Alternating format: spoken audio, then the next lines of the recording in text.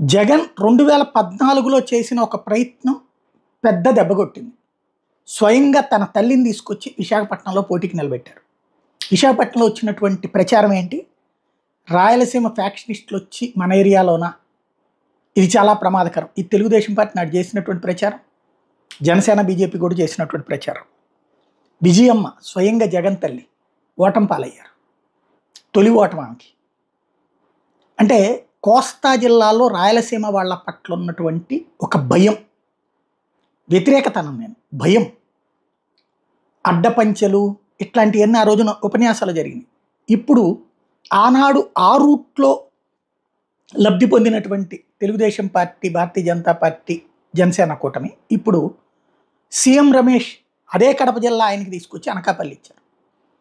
పుట్టా యాదవ్ అదే కడప జిల్లా ఆయనకి తీసుకొచ్చి ఏలూరు ఇచ్చారు. ఇప్పుడు ఏమని చెప్తారు? అక్కడ ప్రజలు పర్లేదులే అనుకుంటారా?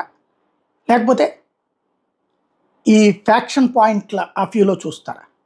కాకపోతే ఆ ఇద్దరికి ఒక సూచన, అడ్డపంచెల మనుషుల్ని తెచ్చి అక్కడ తిప్పద్దు, లేదా అక్కడ మాట్లాడేటప్పుడు దబాయింపుగా మాట్లాడకుండా చూసుకోండి మీ అనుచరుని. అప్పట్లో జరిగింది ఏంటంటే, భాష వాళ్ళు పాపం కావాలని దబాయించాలి, వాళ్ళ యాటిట్యూడ్ ఎట్లుంటుంది, ఏందన్నా ఏంది అని మాట్లాడతారు. అది ప్రేమ లేకపోతే చనువు. కానీ దాన్ని అక్కడ ప్రజలు ఎట్లా చూశారు ఆ రోజునంటే, ఫ్యాక్షన్ అన్నటువంటి ఈ నేరేటివ్ రూట్లో నుంచి చూడటం వల్ల దెబ్బతిన్నారు. ఇప్పుడు ఆ ఇద్దరు కాస్త జాగ్రత్తగా సెట్ చేసుకుంటే సరిపోతుంది.